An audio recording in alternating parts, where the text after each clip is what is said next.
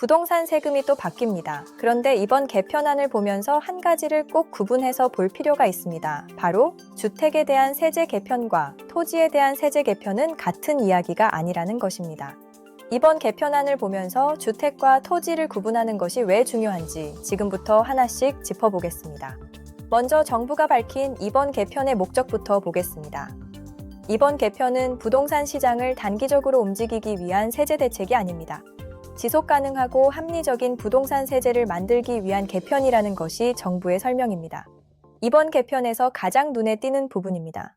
정부는 거주용 1주택을 최대한 보호하겠다는 방향을 제시했습니다. 종합부동산세의 경우 1주택 과세 대상 기준 금액을 기존 12억 원에서 14억 원으로 상향합니다.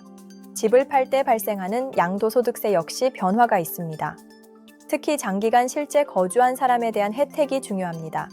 최대 80%의 거주공제가 적용될 수 있고 10년 이상 거주 시 기본공제도 250만 원에서 2,500만 원으로 인상됩니다. 여기에서 중요한 단어는 바로 거주입니다. 그런데 고가주택은 이야기가 달라집니다. 여기서부터 과세형평이라는 개념이 등장합니다. 수십억 원짜리 고가주택을 가지고 있으면서 실제로 거주하고 있다고 해서 무제한으로 세금 혜택을 주는 것이 과연 공정할까요? 정부는 여기에 문제를 제기하고 있습니다. 고가주택에 대한 세제 혜택을 정상화하겠다는 방침입니다. 양도소득세에서도 비슷한 변화가 나타납니다. 장기보유 특별공제와 거주공제를 통해 상당한 세금 혜택을 받을 수 있었지만 앞으로는 달라집니다. 앞으로는 일정 가액 이상의 고가주택에 대해서 거주공제 한도 10억 원을 두는 방향입니다. 이번 개편에서 가장 큰 변화가 나타나는 곳 중 하나입니다. 정부는 비거주 주택과 다주택에 대한 세제를 정상화한다는 방향을 제시했습니다. 기존의 단순한 보유기간 중심의 혜택을 거주기간 중심으로 전환한다는 것이 핵심입니다. 그렇다고 정부가 다주택자에게 무조건 세금만 강화하는 것은 아닙니다. 시장에 매물이 나오도록 한시적인 매도 기회도 부여합니다. 매물이 시장에 돌 수 있도록 유도하여 공급을 활성화하려는 목적입니다. 정부는 지방주택 시장 활성화를 위해 특별한 혜택을 마련했습니다. 지방주택을 추가로 취득하는 경우에 대한 인센티브입니다.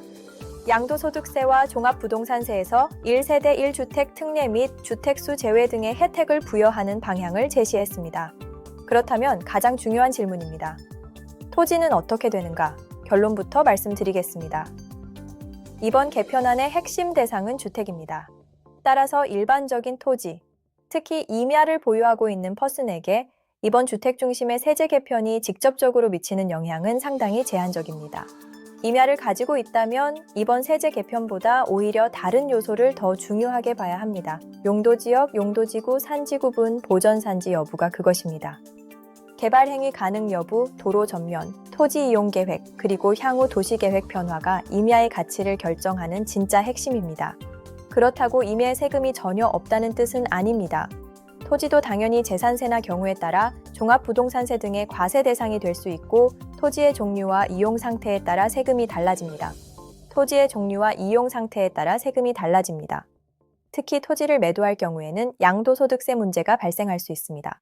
이번 세제 개편을 보면 정부가 부동산을 보는 기준이 명확해지고 있습니다. 바로 보유에서 거주로의 전환입니다. 집을 가지고 있는 것 자체보다 실제로 거주하는지, 고가주택인지, 다주택인지에 따라 세금을 차등 적용하겠다는 것입니다. 정리해보겠습니다. 이번 부동산 세제 개편의 핵심은 거주용 1주택은 보호하고 고가주택과 다주택에 대한 세제 혜택은 정상화하는 것입니다. 토지, 특히 임야 투자자라면 이번 개편을 주택과 구분해서 보십시오. 임야의 가치는 세금보다 용도지역과 개발 가능성에 달려 있습니다. 부동산 정책을 쉽게 풀어드립니다. 지금까지 땅투더퓨처였습니다. 구독과 좋아요 부탁드립니다. 감사합니다.